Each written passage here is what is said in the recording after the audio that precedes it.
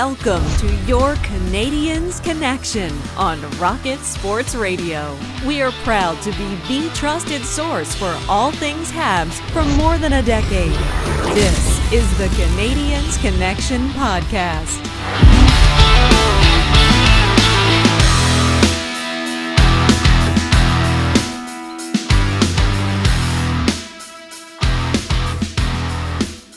Hello, everyone. Welcome to the Canadiens Connection podcast here on Rocket Sports Radio, keeping you informed, engaged, and entertained. My name is Michael Spinella, and I'll be your host for the next hour. This is episode 273 of the Canadiens Connection podcast, and I'm very pleased to be joined in the studio by my co-host, the editor of the Hockey News Montreal, the founder and the president of Rocket Sports, Rick Stevens. And how are you doing today, Rick? Good day. Good afternoon. I'm doing great. How are you doing? Not too bad. I guess we're right in the thick of December here. A few weeks ago, I let you know Christmas shopping was done. And, this week, wrapping is all done. So, way ahead of the game. Wow. That's incredible. No, I'm not there. I'm not going to be there for a while. And I expect that you're a model for us. All of the listeners and myself, you are a model. It's funny. I've said before that we should record our pre-shows, and today we had an interesting discussion about baseball of all things, Major League Baseball. Why would we be talking about baseball ahead of a hockey show, and especially today's hockey show titled Canadiens' Top Trade Targets, episode 273 of the Canadiens Connection. We're talking about baseball because there's this frenzy in Toronto. The Blue Jays are in pursuit of a free agent who, Ohtani, who can both hit, pitch, superstar. They're apparently going to pay him a ridiculous amount of money. And related to hockey, and the reason we were talking about it, is Steve Simmons in the Toronto Sun said Rogers, parent company of Sportsnet, may be forced to give up their coverage of hockey. They're the rights holder and won that bidding war many years ago to be the rights holder of NHL, national NHL coverage. And they may have to give that up because they're going to pursue this, the Toronto Blue Jays, who they also own, this picture for $500 or $600 million. Insane amounts of money. Yeah, that's absolutely ridiculous. And for one baseball free agent to change an entire trajectory of a company, that's absolutely unheard of. So we'll certainly keep an eye on this, and hopefully we can continue to get some good hockey coverage here in Canada. And listen, I know that a lot of our listeners are also Jays fans. So if you've got an opinion about this, you know where you can reach us, and we'd love to hear from you. Absolutely. And we do have a pretty busy show today here in this first segment. We'll get you up to date on everything Montreal Canadiens. We have some winners and losers this week, prospects update, and some news from around the NHL. And then in segment 2, which Canadiens players are being targeted for a trade. We're doing a way too early analysis of the upcoming trade deadline in the NHL and some options that the Montreal Canadiens might have. And then in segment 3, we like to turn it over to our listeners. Our Canadiens Connection question of the week is, who do you think will be the first Montreal Canadiens player to be traded before the deadline? We want to make sure that we hear from you. And Rick, what's the best way for all of our listeners to reach out and interact with us? Send us a text. It's easy. It's easy to remember, 5853-ROCKET. Send us a text. We have a Rocket Sports text line set up specially for you to be able to text us 24 hours a day. I'll say it again, 5853-ROCKET. And also reach out to us on our social media. Just make sure you're following at Habs Connection on Twitter, Facebook, and Instagram. Also, we have a website you can check out, canadiensconnection.fm. Make sure that you check out our comprehensive pre-game previews and post-game recaps for every Montreal Canadiens game at thn.com/Montreal. And here's what's happened since we were gone. Going all the way back to December the 2nd, Detroit pays a visit to Montreal, and they come away with an overtime win, 5-4. The Wings scored 3 goals in that first period. The Habs do stick with it. Suzuki and former Red Wing player Gustav Lindstrom scored in the third to send the game to overtime. But the Red Wings needed less than a minute to take the win as Jake Wallman scored that overtime winner for Detroit. This was another game where the Canadiens had to come back from an awful start, down 3-0 for most of the first period. And Nick Suzuki said it best, I think, quote, "It just keeps happening for us. We need to claw back into games. That's not where we want to be. We had a really bad first period, and that definitely can't happen. We keep digging ourselves holes." And then not having the firepower to necessarily win the games, although give them credit, they did come back in this one and lost early in overtime. Just a quick break in between games here before their next one when Seattle comes and pays a visit to Montreal. Montreal wins this one 4-2. The Kraken goalie Grubauer did not look great at all. He's been sub-900 all season, only winning 5 of 16 games, and the Habs certainly took advantage of that. Scoring 3 goals, 2 from Monahan, 1 from Pearson, and then an empty net goal, and that is Josh Anderson's first goal of the season, breaking the curse. Maybe. Well, there was a lot of ending the curses. Sean Monahan had gone a very long, I think it was 14 games he had gone without a goal. Tanner Pearson had gone, it was his first goal in 20 games, and we know the story about Josh Anderson, and his teammates were obviously thrilled for him after the game. And then the last game Montreal played this week, probably their worst one, is LA for the second time this season beats Montreal 4-0. So 4-0 loss for the Montreal Canadiens. In that first meeting with the LA Kings, both teams had different goalies in net, so it's funny to see the exact same score. This time it's Cam Talbot for the Los Angeles Kings getting the shutout. Sam Montembeault, I don't think his greatest game ever. Byfield certainly made everyone on the Montreal Canadiens look quite silly in this one. Yeah, he scored twice. Anze Kopitar had 3 assists. Los Angeles set up their 1-3-1. And Marty St. Louis made it a point that they spent 2 days working on ways to break the 1-3-1, and had a little bit of success maybe in the first period. And then there was LA made some adjustments, and that was the end of that. The Canadiens didn't have, in the last 2 periods of the game, they were outshot 31-11. They were just stifled through this game. So the Canadiens' record currently 11-12-3. That's 25 points and 23rd in the NHL. So make sure that you check out Habs Notepad, Habs headlines, feature articles, and game day posts appearing regularly at thn.com/Montreal. Taking a look at roster news, Arber Xhekaj was activated off of IR and loaned to the Laval Rocket. He made his AHL debut with Laval, and he played 1 more game with them after that. Currently, through 2 games, he has 1 assist. And to be honest, Rick, I've not seen a ton from Arber Xhekaj in his time with Laval. No, he's been, I wouldn't call him timid, but there has been, some intensity on the ice, particularly in the game against Belleville. And he's kept clear of any kind of altercation. He was invited to fight in the Belleville Senators game by tough guy Boko Amama, and he declined. I think that perhaps, not perhaps, he was surprised and disappointed being sent to Laval, and fans, I think, were perplexed. Arber Xhekaj is a fan favorite.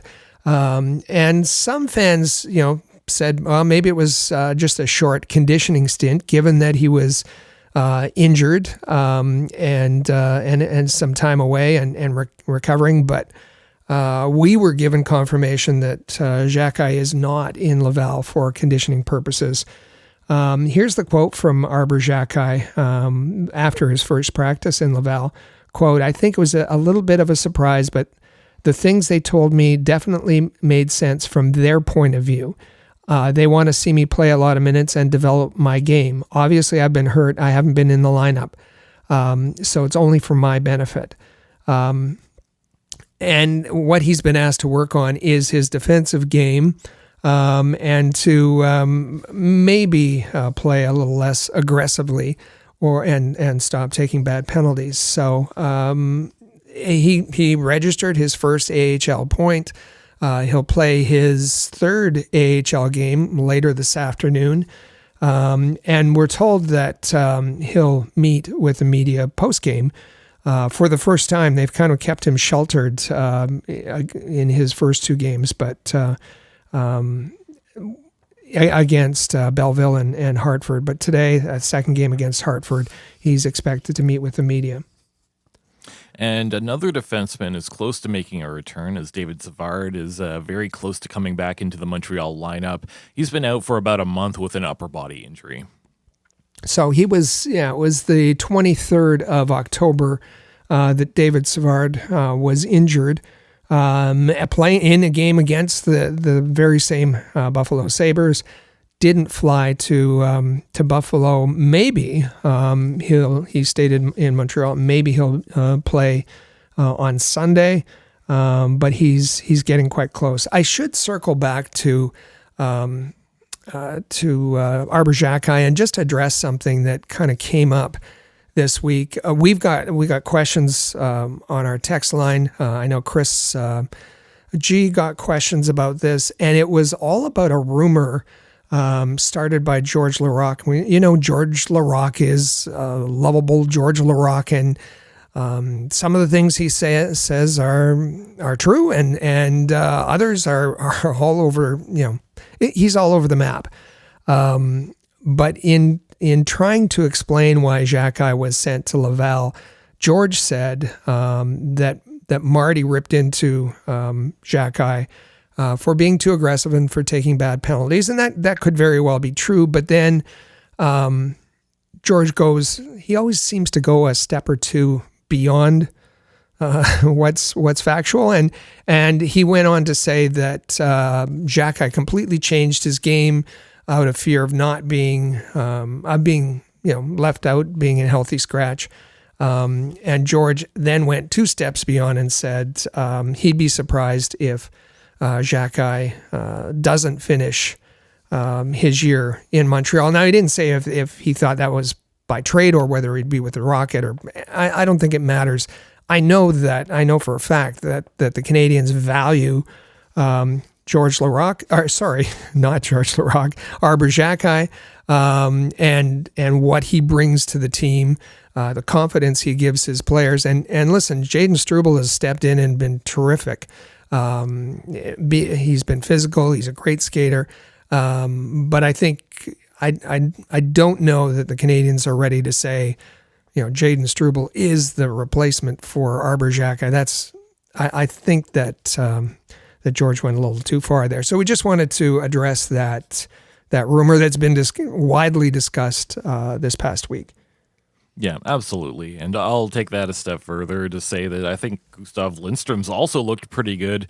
So yes. A couple of Montreal defensemen surprisingly go into their lineup, and I think that kind of edged out Arber Xhekaj a little bit and put them in a position where they could put Xhekaj in Laval for a while, regardless of what that reason is. And you know what? Good for Jayden Struble. He's looked great. And like I said, I've liked Gustav Lindstrom's game as well. So we'll keep an eye on Arber Xhekaj. As we do a lot of coverage of Laval, so we'll certainly keep you up to date on everything that happens there. For sure.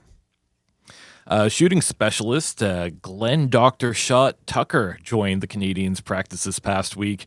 He's been a specialist in shooting for about 30 years. Didn't realize that shooting specialist could be a thing, but I think that there are a few Montreal Canadiens that could actually benefit from this. Yeah, he's helped. He lists his clients as Patrice Bergeron, David Pastrnak. Well, if you can improve David Pastrnak, then you got to be doing something right. Jerome McGinley, John Tavares, Anthony Duclair, Charlie Coyle.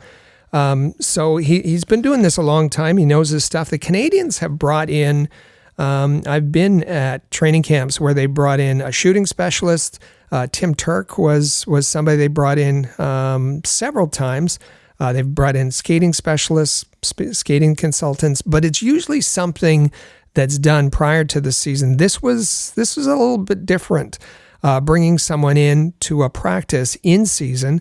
Marty St. Louis said, that wasn't my choice. It was a request to the organization or an arrangement by the organization. He said something to that effect. And this didn't interfere necessarily with practice. It happened. It was a session. I believe it was an optional session that players could join before Tuesday's practice. And the players that we noticed out there were Juraj Slafkovsky, Caden Gooley, Christian Dvorak. They all participated. Caden Gooley had some great things to say and said that he's worked with a shooting specialist before, but that it's usually off season, and that it was when he was in junior hockey. It's been 3 years or so. Here's Gooley's quote: "We got an offer to work with a shooting coach, and I haven't had that opportunity in a few years. We have several resources here, and I was happy to jump at the opportunity.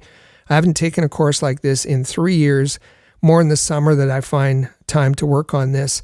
I was happy to meet him." And Slafkovsky said, "It was good training and it opened my mind to different aspects. I should now be able to score a goal soon." So there's some predictions and projections from Juraj Slafkovsky. Yeah, I hope it all works out, and if that is true, and I think Glenn Tucker certainly earns the title of Dr. Shot. Yeah. Sean Monahan earned a bonus this past week on Thursday night against the Kings.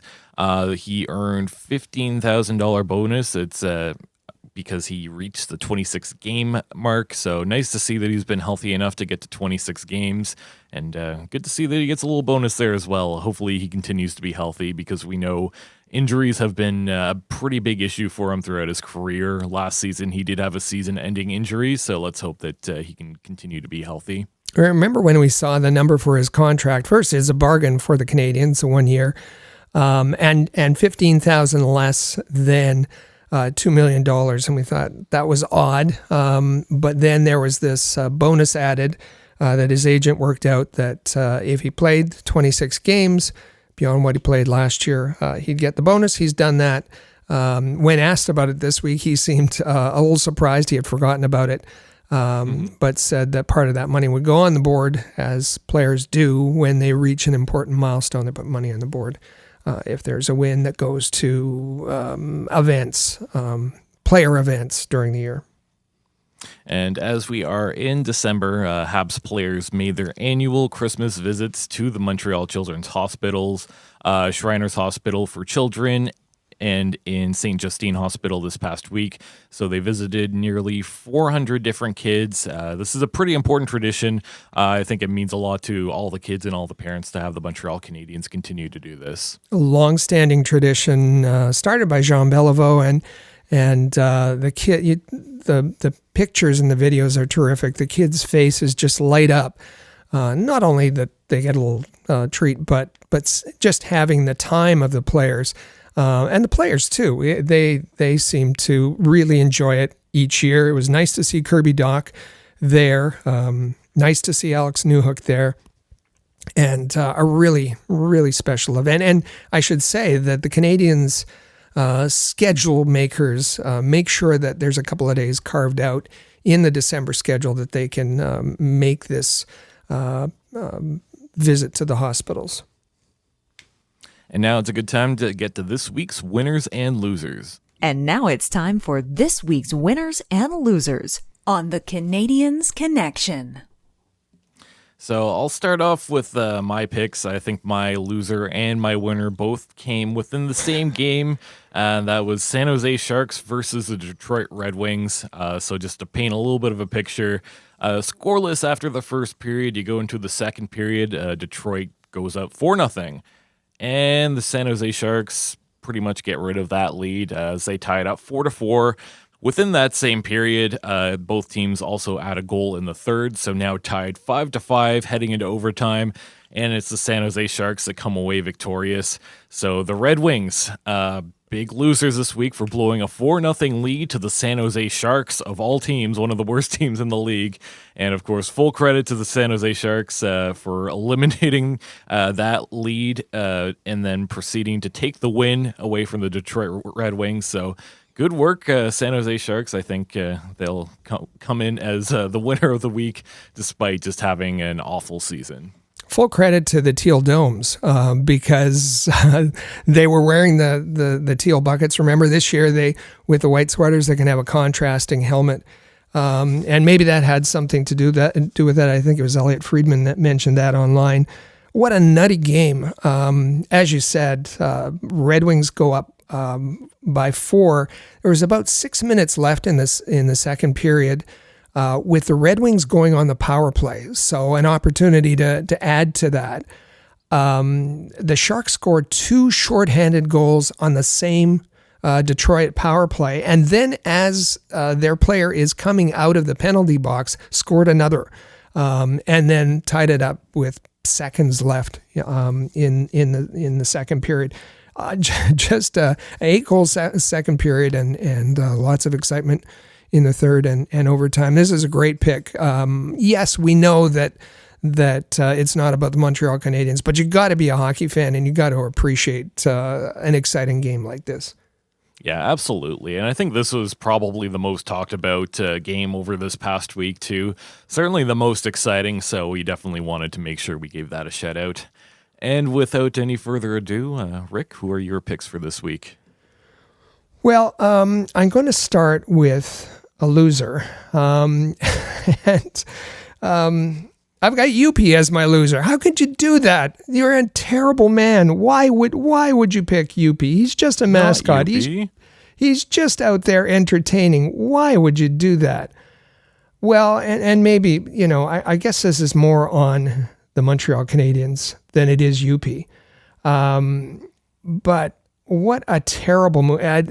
Speaking of issues that were talked about all week, this had Canadiens fans up in arms. Youppi's a lovable character, mascot for the Expos, and then when the Expos left, transferred to be the Canadiens mascot. Beloved, one of the better mascots in the National Hockey League.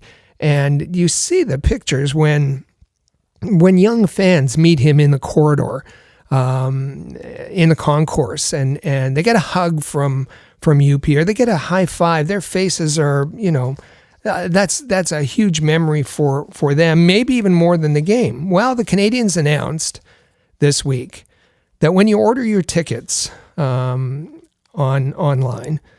that you can also there's add-ons. You can add extras to your ticket price, as if the price of tickets wasn't enough.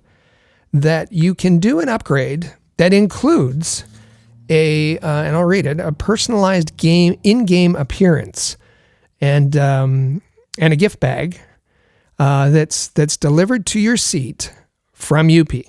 So you sit in your seat, you pay this extra. You get Youppi, and you're guaranteed a visit from Youppi. And they said, this will be very brief. Don't expect a long time, but it'll be a very special visit from Youppi. He'll come with his swag bag, and you can take a picture as well. It's an opportunity for a photo op. What do you think? What do you think something like that would? Is it just out of the kindness of their heart that the Canadiens are doing this and limit it to so many per game? Is it, make a donation of your choice to a charity and we'll send Youppi by? No, the Montreal Canadiens said that in addition to the price of your tickets, that this service would cost you $195, $200 to get Youppi to come and give you a hug. $200 a hug. That's insane. That is absolutely I don't know. Am I out of line here? I think that's just awful. And lots of Canadiens fans complained about this, certainly that I saw online. Yeah, this is not a good look from the Montreal Canadiens. That price, that better be the best hug I've ever had. That better be an amazing swag bag. And to really highlight that it would be a brief period of time, too, that's not a great look. I think one of the things that stood out to me here is at first there wasn't really any talk of money going to charity, but then it was like after there were some people up in arms that all of a sudden you saw that, oh, well, we're going to put the money towards the charity. What do you think happened here? Am I misinterpreting something? No, you're absolutely right that there was a huge backlash, and the Canadiens kind of backtracked a bit and said, oh, well, you misunderstand. And they added a line in their, what's the section on their website? It's called Fur on Demand. Fur on Demand. They now have a little line that said, all profits. Now, I don't know, what do you deduct? I guess the swag bag, the payment of UP. All profits benefit the Montreal Canadiens Children's Foundation. So they'll deduct all their costs out of that and then give a donation to the Montreal Children's Foundation, which is a very worthy charity, but it seems that the Canadiens were caught off guard, didn't expect such a backlash from fans, but they've made a slight change. I don't know if that changes anything or not. Maybe it does. Yeah, and not to drag this out too much, but my understanding as well is that you're still going to be able to see UP in the concourse and say hello and whatnot anyway. So in general, I'm not sure I understand what the point in this is. And like you kind of mentioned, why not just a charitable donation of your choice and we send UP over? That's all you had to do, really, right? That's right. Exactly. And as we move along from UP, who do you have as a winner for this week? Well, you know what? I've got, we like goalies. We like goalies on the Canadiens Connection. So I've got Connor Ingram, goaltender for the Arizona Coyotes. Connor Ingram is, he was the first, the NHL puts out 3 stars of the week. And Connor Ingram was the first star. Now, you should know that doesn't happen. Goaltenders rarely get chosen because the skaters are much more flashy and can pile up goals. That going back 8 or 9 years, it's always been, every week, it's been a skater as the first star. And kind of rare, but Connor Ingram got that honor this past week. And he plays for the Coyotes. He went 3-0-0 with a 163 goals against average and a 947 save percentage.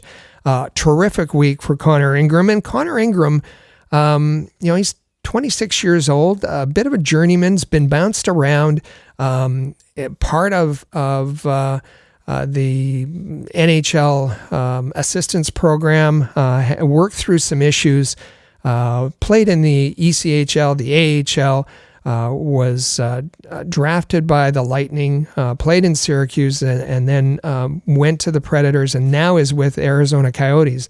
He's got an 11-4-0 record, 235 goals against, 925 save percentage, and 2 shutouts this season. So great on Connor Ingram for turning his life around, turning his career around, and being selected first star by the NHL this week.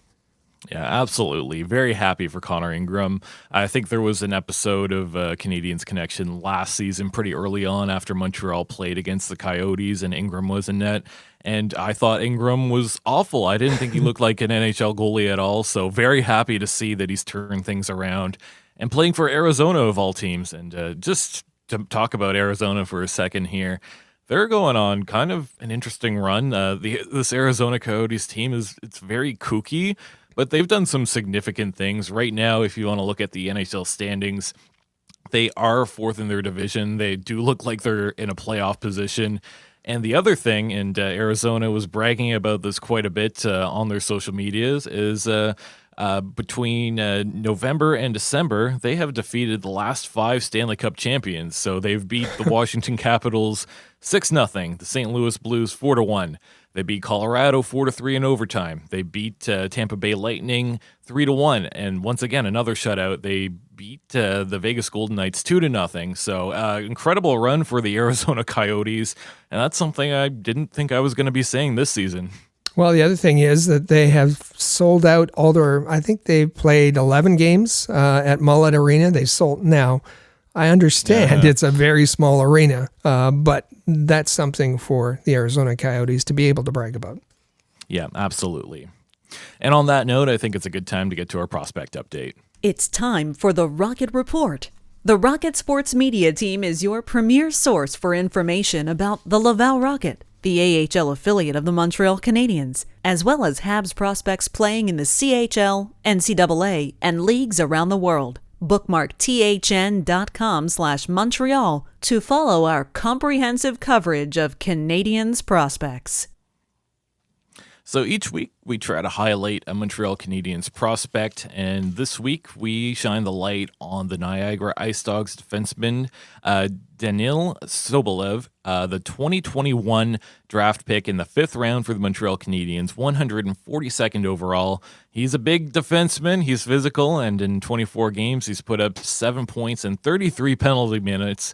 Looking at his career in the CHL, penalty minutes have been pretty high.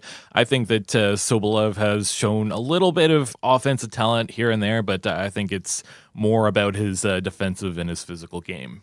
And he's a very, I was going to say physical. Yes, definitely physical for the Ice Dogs, but aggressive. He gets in your face as a defenseman, and I think that's served him pretty well. When he was drafted by the Canadiens, everybody was saying, what are you doing?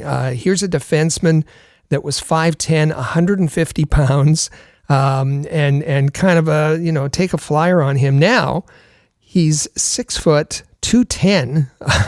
He's really filled out. He's solid, still not tall in stature, but he's a bit of a fire hydrant back there for Niagara, and that physical play, that defensive aggressiveness. Keep an eye on that. Absolutely. Currently, he is unsigned. I don't think the Montreal Canadiens hold on to his rights much longer after this season, so we'll keep an eye on that, and we'll let you know if there's anything there. Another prospect that we wanted to take a look at is the University of Minnesota winger, Rhett Pitlick, the 2019 5th-round pick, 131 overall. And in fact, the last of the Pitlicks in the Montreal organization, they had both Rem and Tyler at various points. But Rhett currently 18 points in 17 games, so going on a nice little run. Rhett is the cousin of Tyler, younger brother of Rem.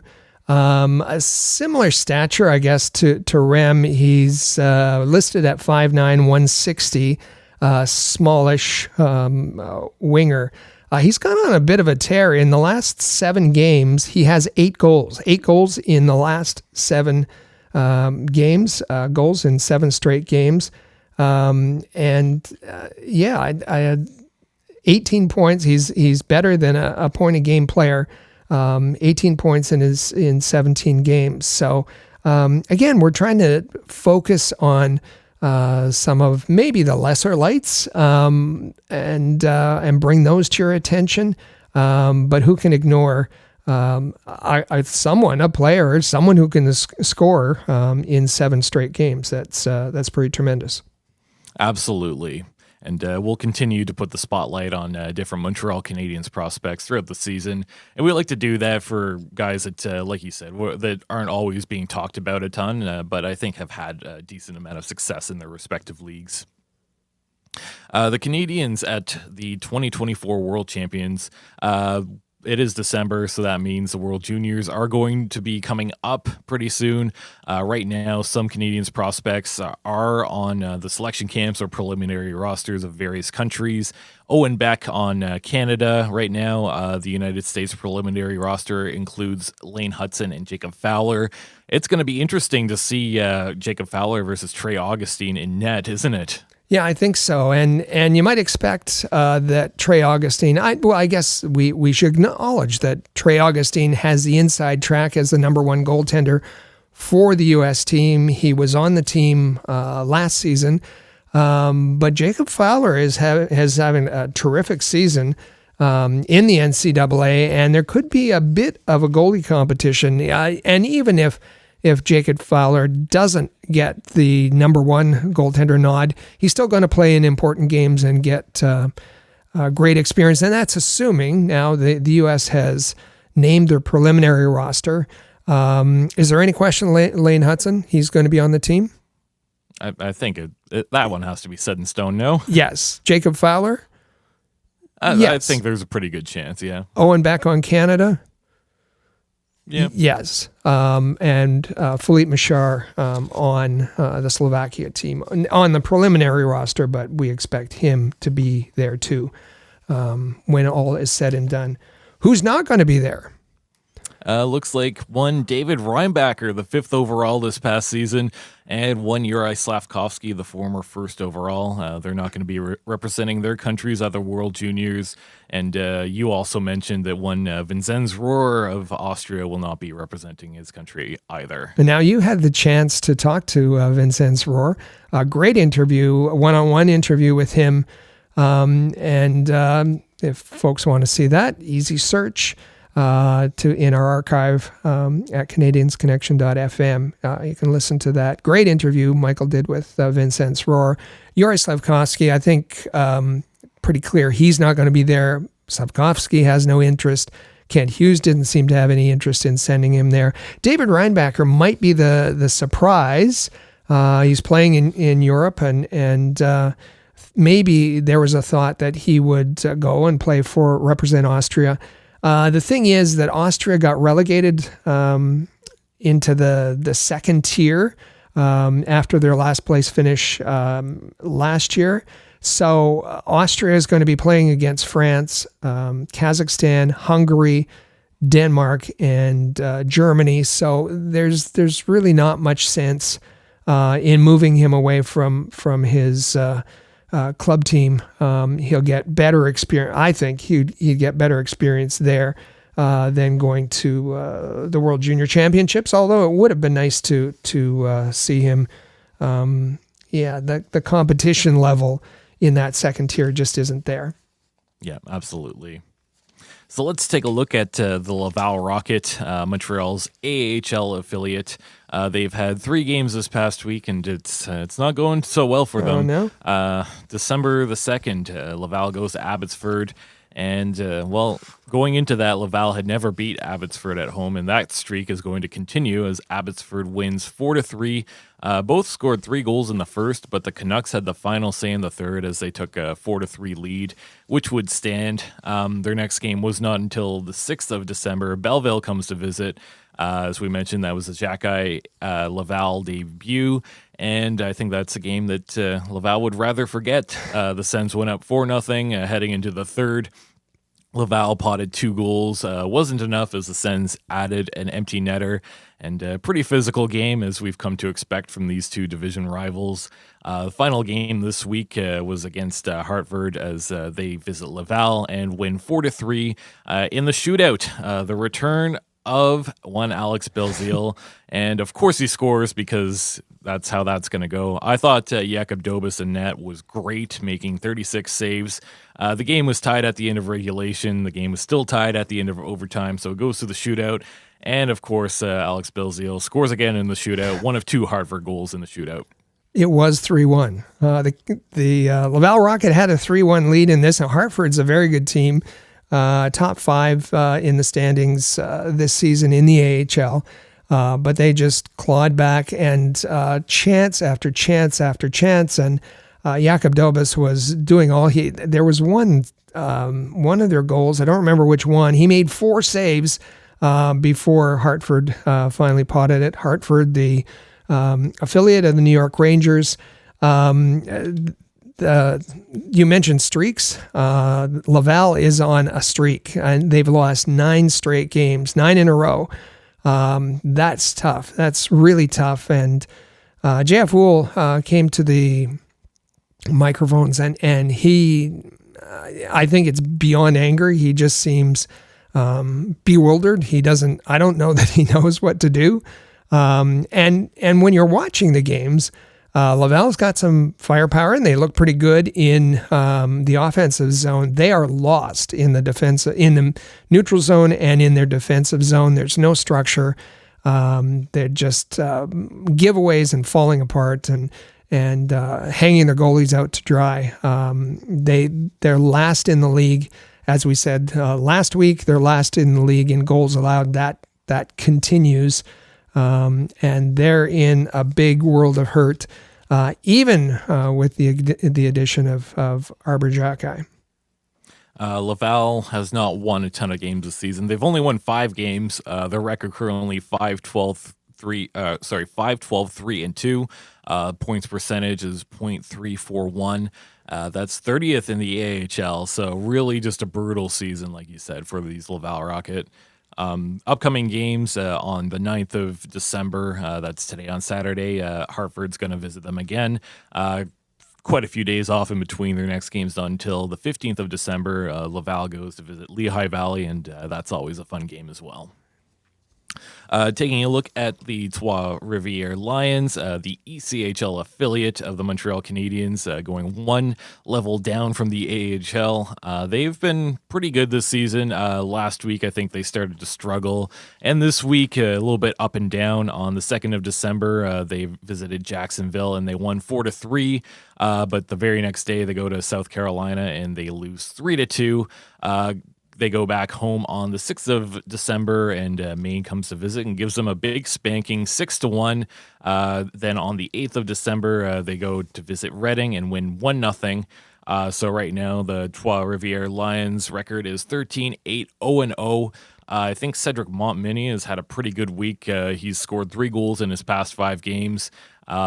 The goaltending in Trois-Rivières, I think with Verbetic, it's been pretty good, but there's another goalie that actually stood out and got a shutout this week.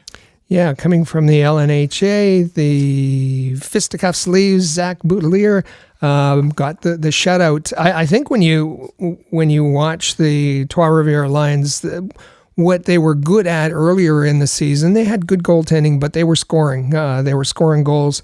In the last 3 games, they've scored a total in those 3 games of just 4 goals. So they're having trouble scoring, and that's brought them back to earth a bit in the ECHL. Yeah, wondering if the loss of Matthew Boucher's maybe had an impact. Of course, he was signed by the Belleville Senators, moving up to the AHL, and he was one of their leading scorers before that happened. Yeah. If we want to take a look at our QMJHL coverage, new article comes out this week, or came out last week. Sea Dogs look to the future ahead of the QMJHL Trade Deadline. This is part of a series that I believe Jeremy has been doing. Yeah, he's doing a great series. We're talking about trade deadline in the NHL. Well, there's a much earlier trade deadline, or trade period as they call it, in the QMJHL. And Jeremy's going team to team, talking usually with the general manager to try and determine what kind of plans they're going to have for the trade deadline. And the teaser headline is the Sea Dogs look to the future, meaning that they're likely going to be sellers looking to get younger, looking to bring in some draft picks.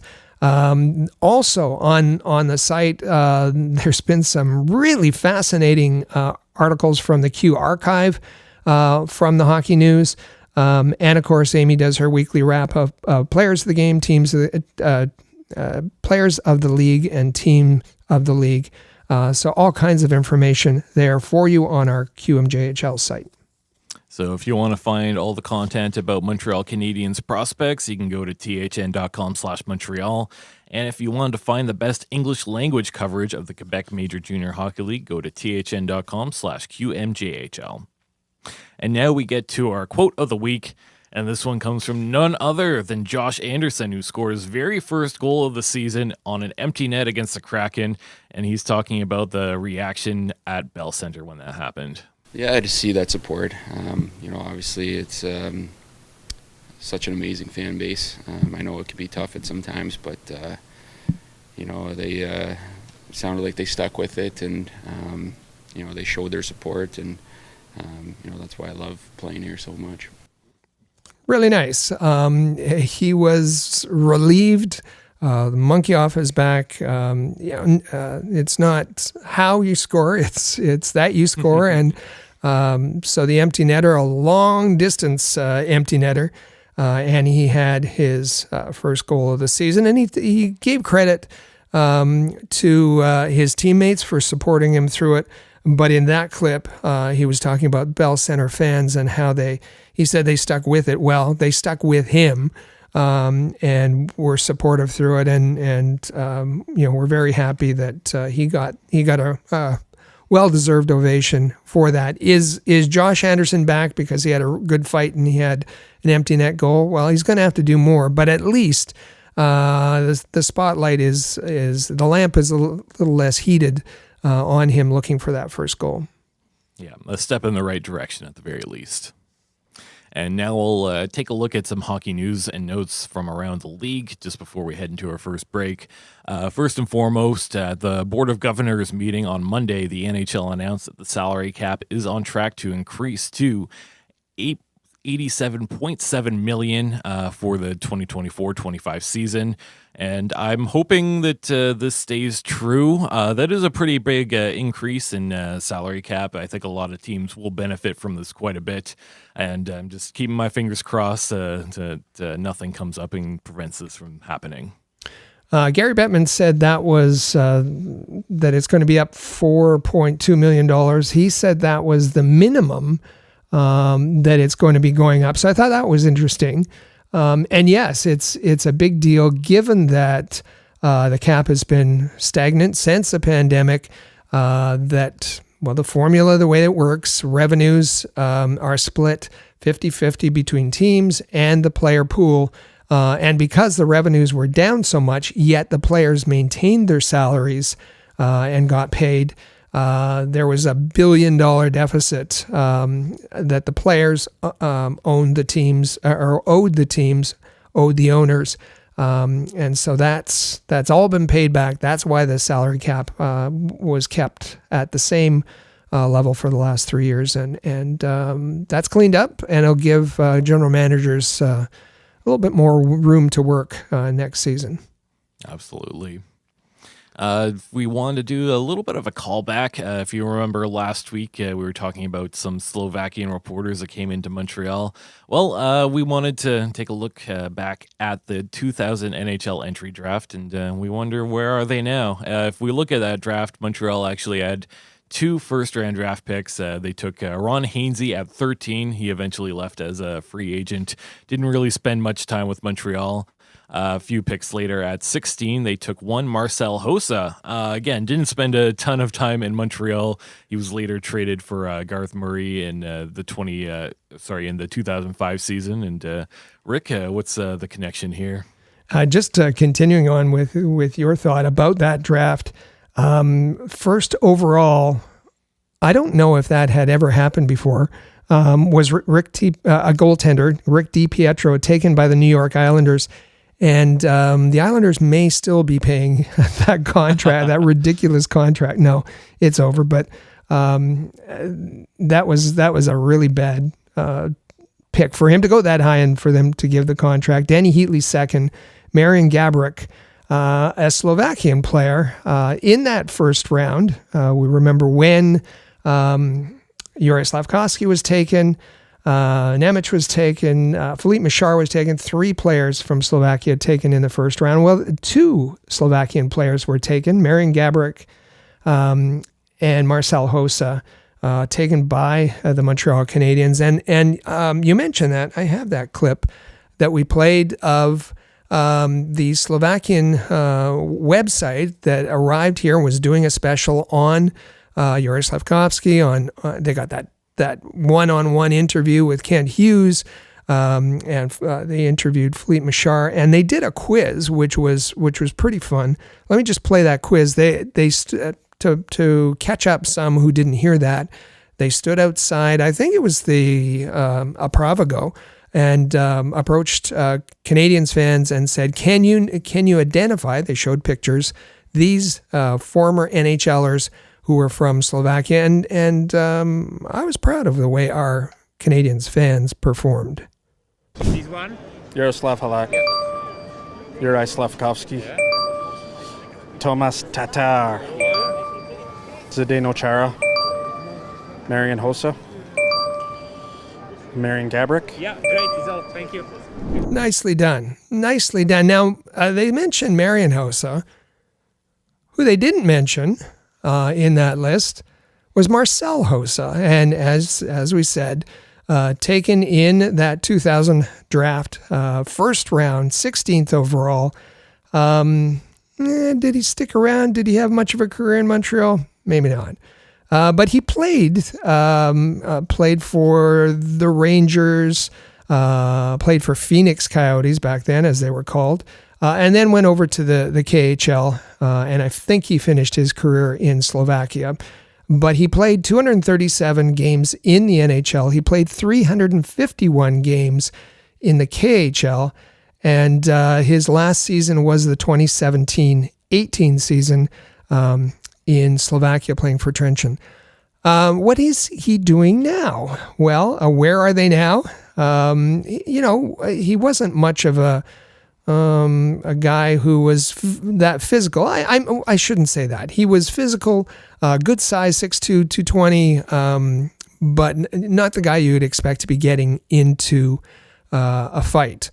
However, last Saturday, Marcel Hossa was in the boxing ring. He's taken up boxing, and he won his match. It by all looks of it, it was a pretty bloody match, and he won his match by disqualification. But he has, at 42 years old, he stays in sports. He has a new career. Yeah, doing pretty well for himself. Nice and kind of surprising to see him in the ring, as you said, but nice to see that he's keeping active, keeping in shape, and I would love to see some highlights of that. I'm curious how good a boxer he is. Yeah, for sure. So with that, I think it's a good time to get to our first break. We'll hear a message from our sponsors, DraftKings, and then we'll get to our big topic segment, which Canadiens players are being targeted for a trade. Stay with us. This is the Canadiens Connection podcast here on Rocket Sports Radio. Bet the action on the ice with DraftKings Sportsbook. You know, it's hockey season once again, and although I love using DraftKings Sportsbook to enhance and make more fun my NFL watching week to week, it's even more fun when you get in on the action with the NHL and DraftKings Sportsbook. Whether it's daily fantasy, whether it's same game parlays that you're doing on Sportsbook, or whether you're just placing straight up money line bets, DraftKings Sportsbook makes it fun and easy for you to bet the action on the ice. So download the app now and use code THPN.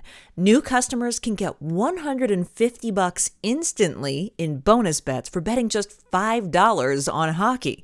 Now that's code THPN only on DraftKings Sportsbook, an official sports betting partner of the NHL.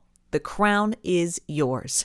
Bonus bets expire 168 hours after issuance. Gambling problem? Call 1-800-GAMBLER or visit www.1800gambler.net.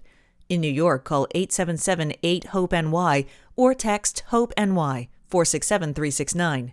In Connecticut, help is available for problem gambling. Call 888-789-7777 or visit ccpg.org. Please play responsibly. On behalf of Boot Hill Casino and Resort, 21 plus age varies by jurisdiction. Void in Ontario. Bonus bets expire 168 hours after issuance. See dkng.com/hockey for eligibility and deposit restrictions, terms, and responsible gaming resources. NHL and the NHL Shield are registered trademarks of the National Hockey League. Copyright NHL 2023. All rights reserved.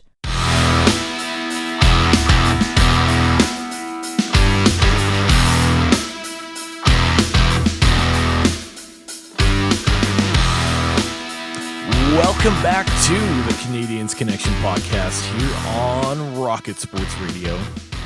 I'm Michael Spinella. You can find me on Twitter at the Spinella. With me in the studio is the president and founder of Rocket Sports, Rick Stevens, make sure to give him a follow on Twitter at Rocket Sports. You can also follow at Habs Connection on Twitter, Facebook, and Instagram, and visit the website canadiensconnection.fm.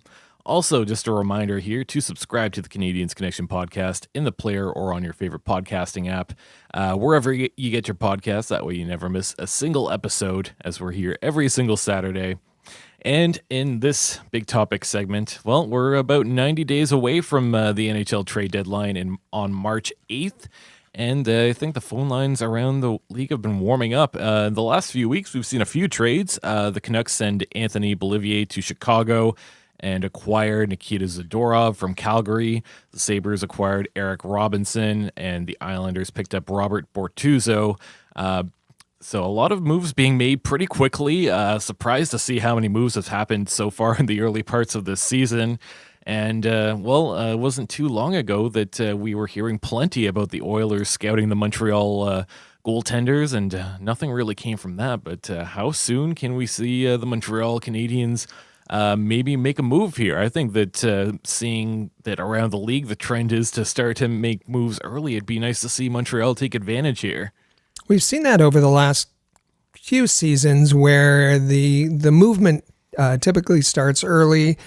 It's all dependent on cap space, of course. As the season goes along, you accumulate the more cap space, prorated cap space, that you can fit more, a bigger salary player into your roster. But there have been teams who have the feeling that you don't want to just add that player at the March deadline, and then have a month to integrate them to build that chemistry prior to the playoffs. You might want to do that early, much earlier in the season, if you can afford it, if you can squeeze them in under the salary cap. So, as you said, the phone lines, I wouldn't say they are heated yet. They are warming, and there has been some movement that we've started to see, and we've heard about some inquiries being made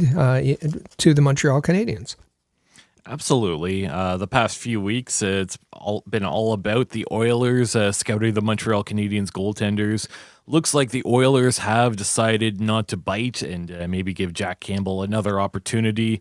Montreal did proceed to give Sam Montembeault a 3-year extension, so that seems to take Sam Montembeault off of the trade board. But just looking at some breaking news that came out this morning on Saturday, December the 9th, Leafs goaltender Joseph Woll out week to week with a high ankle sprain. I thought that, if depending on how long Woll ends up being out, the Leafs might have been a candidate looking for a rental goalie here. And unfortunately, it doesn't seem like Montreal has that any longer. The Leafs are looking for a few pieces, I think, whether it's goaltending or certainly looking for a defenseman.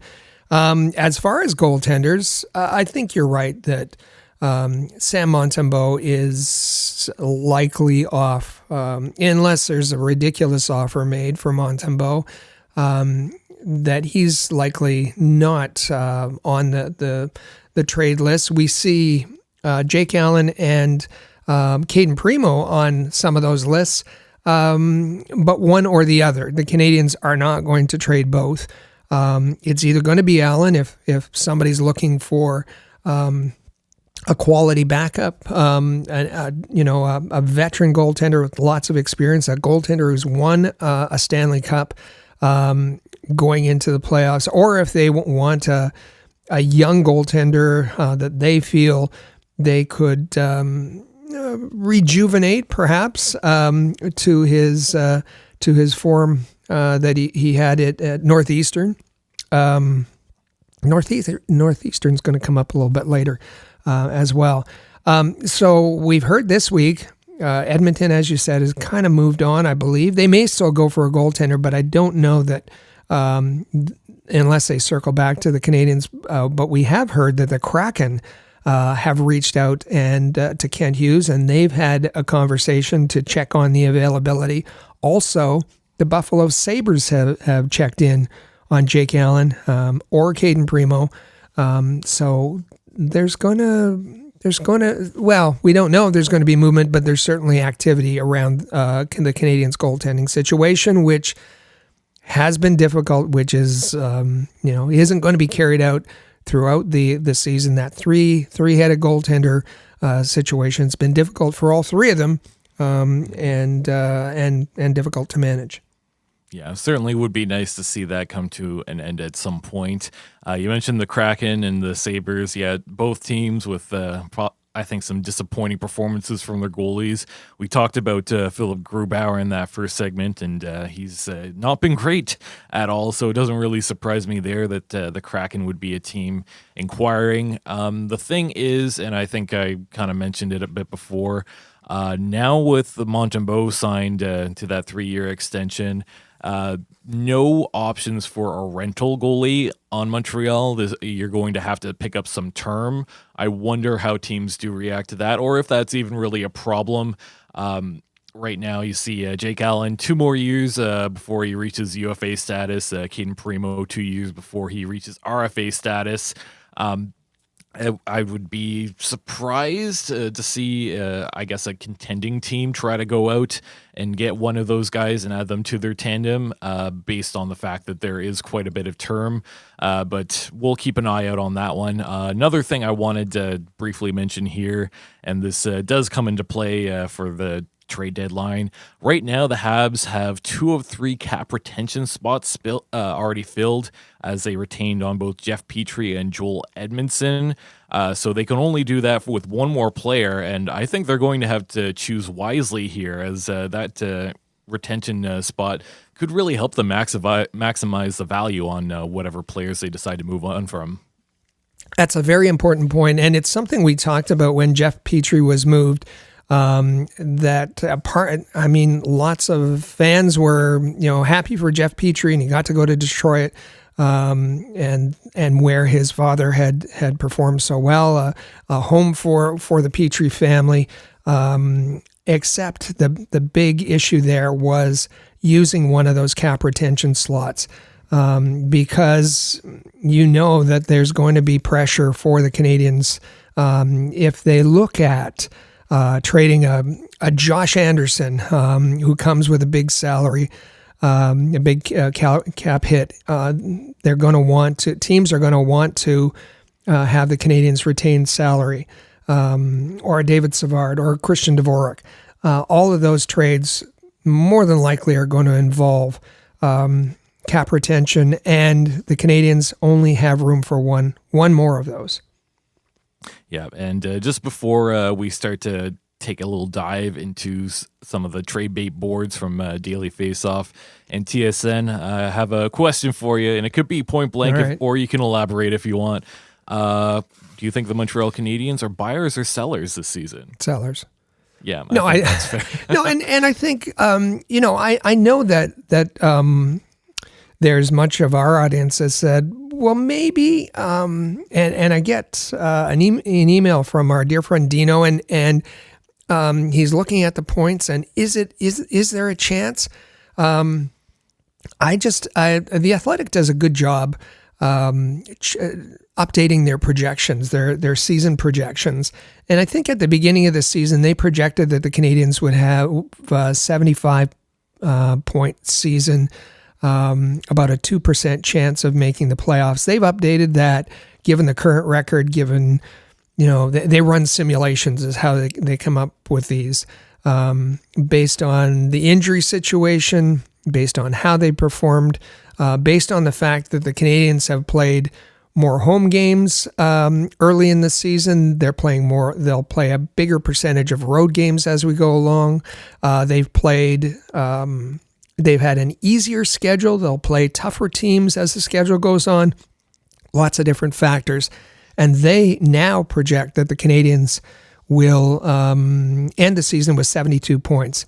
That's bottom 5. That's not a playoff spot. So, yes, the Canadiens are going to be sellers. And that's okay. That doesn't mean to write off the rest of the season.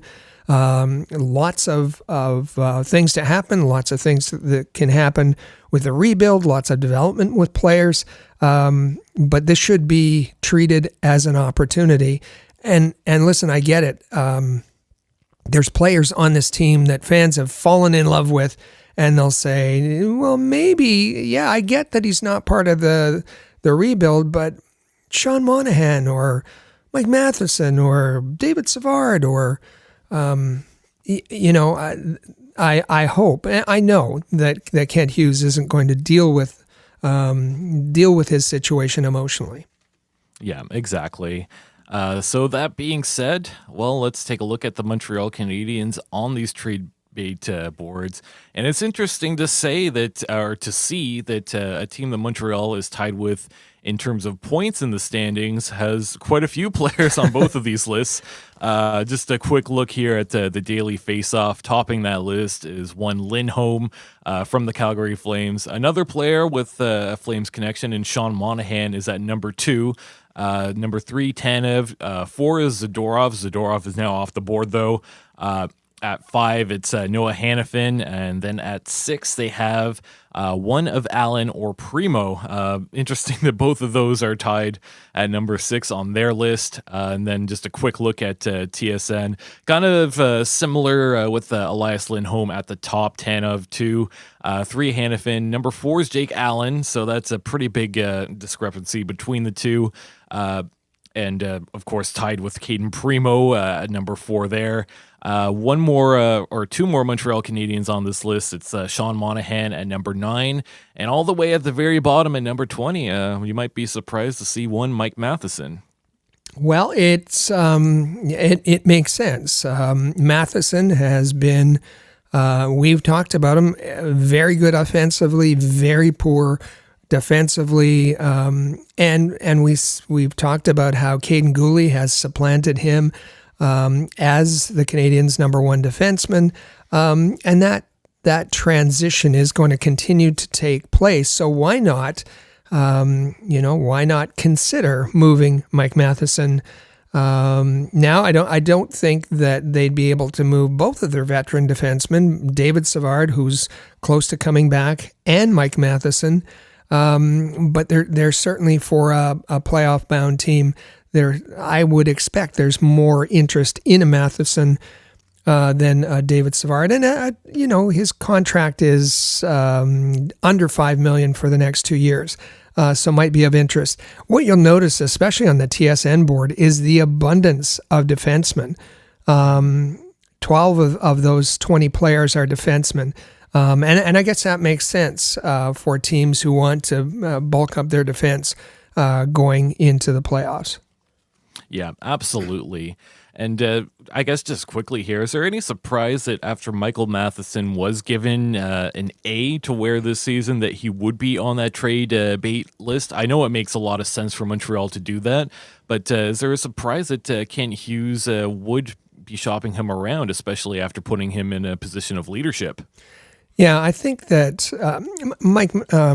Kent Hughes has a personal connection, given that he's known Mike Matheson all these years. His agency represents and still represents, Cortex represents Mike Matheson. So I think there would be a reluctance by Kent Hughes. And I don't, because he's on this list, I don't get the sense that Kent Hughes is shopping him. I think Mike Matheson is on this list because there is a demand for defensemen and that he could help a team for a reasonable price.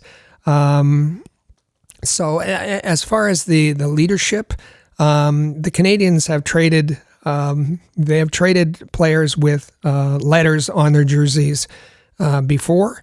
So I don't think that's, yes, they appreciate the leadership of Mike Matheson, but if the choice was to trade Matheson and keep Savard, Savard has also worn a letter for the team.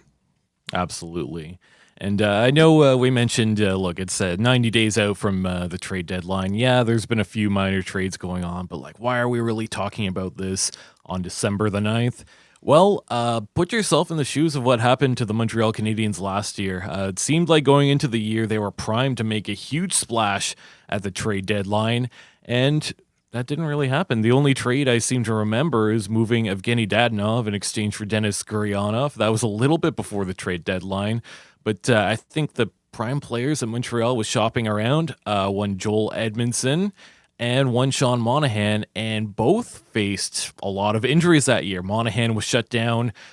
He wasn't able to return for the remainder of the season. Edmondson was in and out of the lineup leading up to that trade deadline. There was a lot of speculation about whether or not he was healthy. So the reason why we want to talk about this so early is, we want Kent Hughes to start making some moves now. We want to make sure that Montreal's not in a position where they go to the trade deadline once again with all the players they were planning on shopping around being injured, because injuries do happen, and you want Montreal to be able to capitalize on some of these players. Sean Monahan does not have a future in Montreal. He signed a 1-year extension for the sole purpose of being flipped out at the deadline. I think that that can be said about a few other guys on the Montreal Canadiens as well. We talked about goalies a little bit and the lack of rental options on Montreal. You can pretty much go through their roster, and I think there are more players that I think are worth shopping around than hanging on to at this exact point. But it would be nice to see Kent Hughes start to, I guess, look to make these moves a little bit earlier before they end up in a bit of an awkward situation. So we remember in March 2022, Kent Hughes' first trade deadline, and his approach there was patience. He waited. I think the first trades were in February that year, but he was able to trade in and around the deadline. He was able to trade Tyler Toffoli, Ben Sherratt, Brett Kulak, and both were on trade day. Brett Kulak and Arturi Lehkonen, and got remember with Lehkonen going, Justin Barron came back and a second round pick. So he did quite well in his strategy of holding on and waiting and being patient. Last year, in the March 2023. He got shut out, and at this time last year, we were begging him to move Edmondson. We know Joel Edmondson had a back issue, had injury issues, and to move him early, and that didn't happen at the trade deadline. It did not happen until free agent frenzy on July 1st. So again, I think that. We'd be hoping that Kent Hughes, I understand waiting to get the best price, to get the biggest bang, but there's the risk, as happened last year, as I hope he learned last year, that you can be sitting with a bunch of your assets in the infirmary and not able to trade them and not be able to get the assets, whether it's young players, young prospects, or draft picks that the organization is relying on as they go through this rebuild. Yeah, absolutely. And something I just touched on briefly, but to bring this back up, we know that there are very select players on these trade bait boards, like your Sean Monahans and 2 goaltenders there. But I think that there are quite a few players on Montreal that could be worth trying to actively go out and shop. And a few players that come to mind, I think first and foremost, and I don't know how much value there really is for this player at the moment, but one Tanner Pearson is, he's on an expiring deal. So I'm hoping that Kent Hughes at least tries to move this player along. Yoel Armia is someone else that comes to mind in that he just doesn't have a fit on this team anymore. He's been up and down between Laval and Montreal, so I don't know if there's going to be a whole lot of value or if teams are going to be all that interested, especially since he has a little bit of term left. He's got 2 years left on that deal. We mentioned Matheson, Savard, someone you brought up, coming back from injury. If he comes back and starts to look good and maybe some teams are inquiring, I would move on from Savard in a heartbeat. And another player that does come to mind is one Gustav Lindstrom. He's on an expiring deal as an RFA, so I think that is something that could be very interesting for a lot of teams. And you see Montreal is keeping him up for a bit of an extended stay here, even after the return of Arber Xhekaj. And like I said in that first segment, I think that Gustav Lindstrom's actually been pretty good. He's scored a bit. He's been relatively good defensively. I would be curious if any teams might bite on a cheaper Gustav Lindstrom. That's terrific because, yes, he's been kept up. He's also playing with Mike Matheson, and we know how poor Mike Matheson has played defensively and leaves his defensive responsibility. And Gustav, it's been up to Gustav Lindstrom to pick those up, and he hasn't done a bad job at all. So he's played 13 games so far this season. And is a +1, which is a big deal when you're playing with Mike Matheson, who is a -10. So they're again, a third pairing defenseman. You need a third pairing defenseman like Gustav Lindstrom. You need a third pairing defenseman like a David Savard. You would have maybe a second pairing defenseman who could help your power play like a Mike Matheson. Tanner Pearson he's been the Canadiens' best face-off guy so far this season. There's a few good face-off guys, whether it's Pearson, whether it's Sean Monahan, whether it's Christian Dvorak. Dvorak could shore up your third line. Tanner Pearson on your fourth line. Joel Armia, we know what Joel Armia brings occasionally, but one thing he does have is a bit of a reputation for performing in the playoffs and being a big body who can retrieve pucks and win board battles. So all of these players, I think, have some value for a playoff-bound team. It's just Kent Hughes maybe not being as patient as he was last year and getting something rather than nothing as he did last year. Yeah. And interesting looking down these trade bait boards. A lot of talent, actually, and a lot of talent, like I said, from Calgary. But I think there are teams out there that maybe aren't looking to add the big names like Elias Lindholm or Chris Tanev or Noah Hannafin, just based off of salary cap situations or just not trying to rock the boat too much. So I think that's where Montreal fits in pretty well. And I'd say like a Sean Monahan on the contract he's at. That is a very movable deal. Absolutely.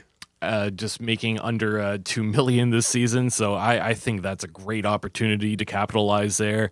Like I said, Gustav Lindstrom too, making less than $1 million. If you just want a depth guy, great options here on Montreal. So Montreal, your all-stop shop. Please call. Please make that trade. Yeah, I agree with you completely. And yes, Kent Hughes has got some calls already. We heard about all the calls he had on Josh Anderson last season. Last season was obviously the time to sell on Josh Anderson. But if you can get anything for Anderson, you have to move him this year, and maybe he will be able to pick up his game at least back to where it was with a winning team. Yeah, absolutely. And with that said, did you have anything else you wanted to mention about the potential of Montreal making an early trade here? Well, I think it's an exciting time. It's something we're going to keep a close watch on. We're also going to listen as we have been and getting tips on the players, on the teams who have been reaching out to Kent Hughes. We've had an eye on the makeup of the scouts at both the Bell Center and Laval. Because some of those, the Laval, either the veterans or prospects that don't necessarily have a future with the team could be involved in a trade. Who am I talking about? Matthias Norlinder might come to mind. Is a Mitchell Stevens, can he plug in somewhere on a playoff-bound team? Or be a usable, a valuable veteran for your AHL squad. These are the things we're going to keep an eye on. And yes, it's the right time to start paying attention to that in early December. Absolutely. And our Canadiens Connection question of the week for our listeners is, who do you think will be the first Montreal Canadiens player to be traded before the deadline? We want to make sure that we hear from you, and we'll give you a little bit of time to think about it before we come back. So we'll take our final break here and make sure that you stay with us. You are listening to the Canadiens Connection podcast here on Rocket Sports Radio. The Canadiens Connection is proud to be a partner of Rocket Sports Media, digital media publishers of sports and entertainment websites. Their mission is to build a worldwide network of sports fans who are informed, engaged, entertained, and connected.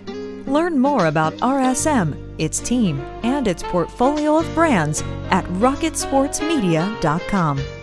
I bet you enjoy sporting your best Habs jerseys, dressing up your kids and pets in the cutest Habs gear, and showing off your decked-out hockey cave or fanning. Well, don't just show your friends, show your Habs. The Rocket Sports Media team wants you to boast your finest pictures for our global network of Montreal Canadiens fans. Include the hashtag #ShowYourHabs when posting your fan photos on Twitter, Facebook, or Instagram. Then log on to showyourhabs.com to see your entries, along with photos and posts from Habs fans all over the world. A proud member of the Rocket Sports Media Network. If you're a business owner looking for the perfect platform to reach a targeted audience of customers, Rocket Sports Media is the solution. Our global hockey community provides unmatched social media reach to an attentive demographic of sports and entertainment fans. We can provide visibility to your company, helping you to engage and leverage this prime group of potential clientele. In addition, we also offer sponsorship opportunities for fan events and featured areas of website content, giving you name and logo recognition. Visit rocketsportsmedia.com to contact us regarding this unique marketing opportunity. For the most trusted source of news, analysis, and features about the Montreal Canadiens, log in to thn.com/Montreal, your year-round source for anything Habs related. That's thn.com/Montreal.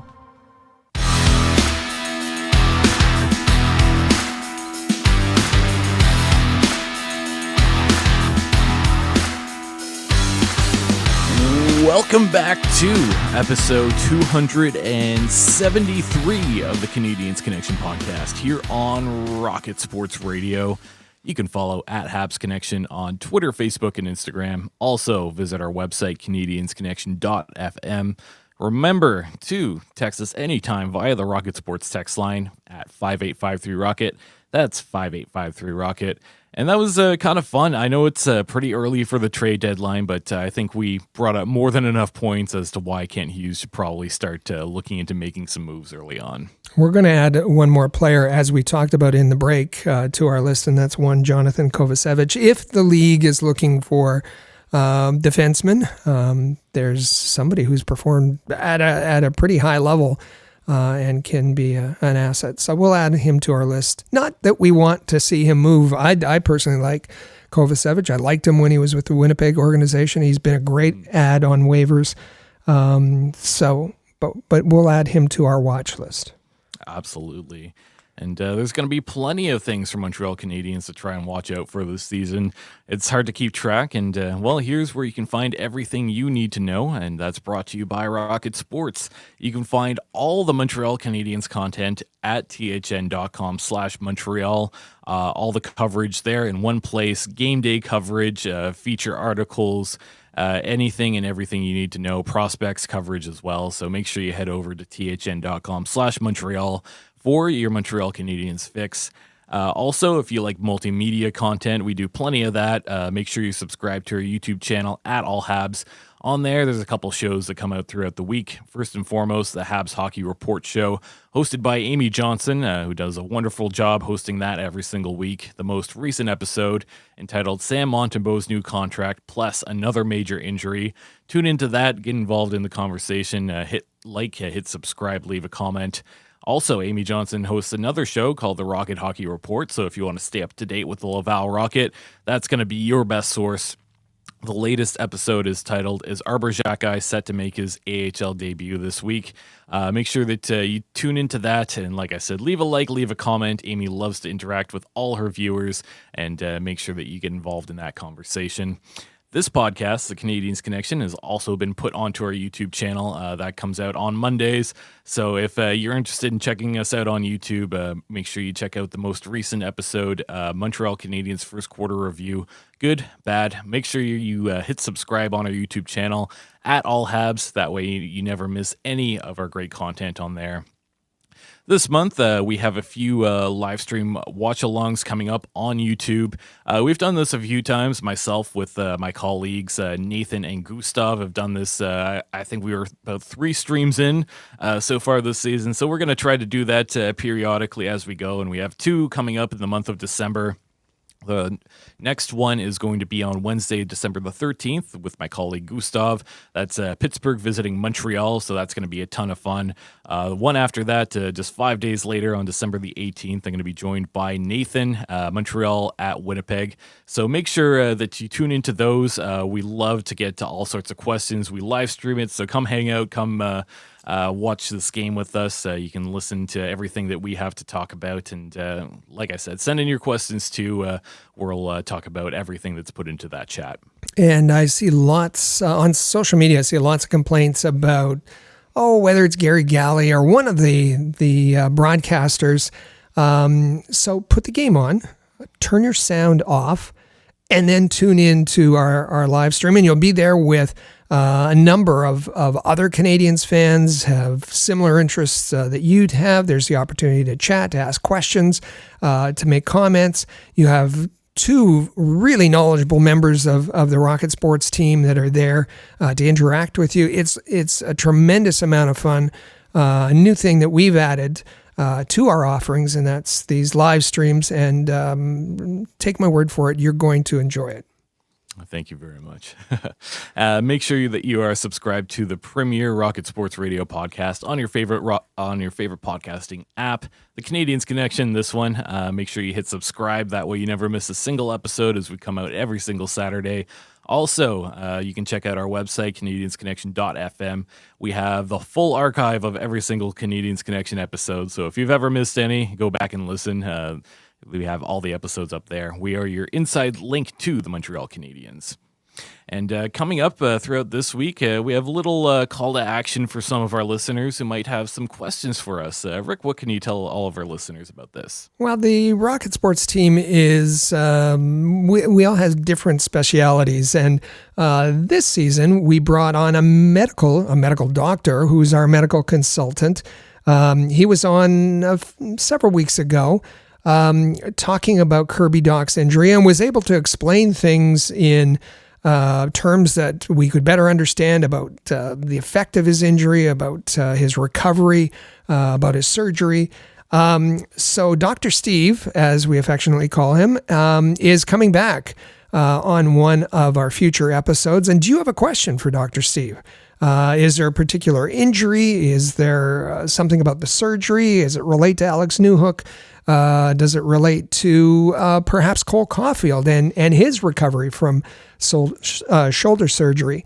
If you have a question for Dr. Steve, you know how to get a hold of us. Send us an email, hello@rocketsportsmedia.com. Text us, 5853-ROCKET, or reach out to us on social media. The other upcoming guest is going to be Patrick Williams, the AHL guru, knows everything soup to nuts about the AHL, and he's going to be on. You want to know about other teams in the NHL. You want to know how bad the Laval Rocket really are. You want to know if there's any hope for the Laval Rocket to turn things around. Any question that you have for Patrick Williams, the same rules apply. Send us an email, hello@rocketsportsmedia.com. Send us a text, 5853-ROCKET, or reach out to us on social media. We love to hear from all of our listeners, and that brings us to our Canadiens Connection question of the week.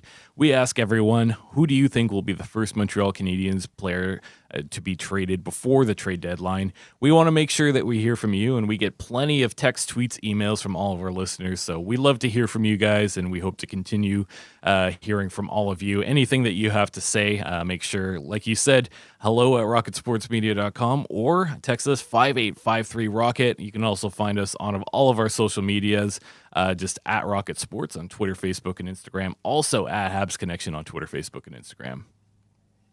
And coming up this week, Montreal Canadiens have 3 different games. Starting on tonight, Saturday, December the 9th, Montreal will visit Buffalo. That's going to be a Caden Primo start.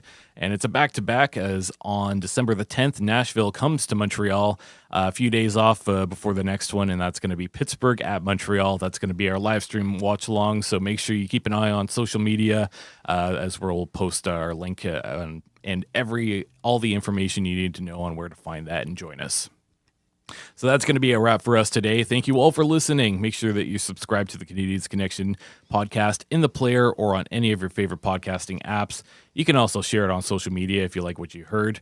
Enjoy the week, and we'll be back here next Saturday, December the 16th, for another great episode. Thank you all for listening to the Canadiens Connection podcast here on Rocket Sports Radio. Click subscribe so you never miss an episode of Canadiens Connection. Follow us on Twitter, Facebook, and Instagram at Rocket Sports.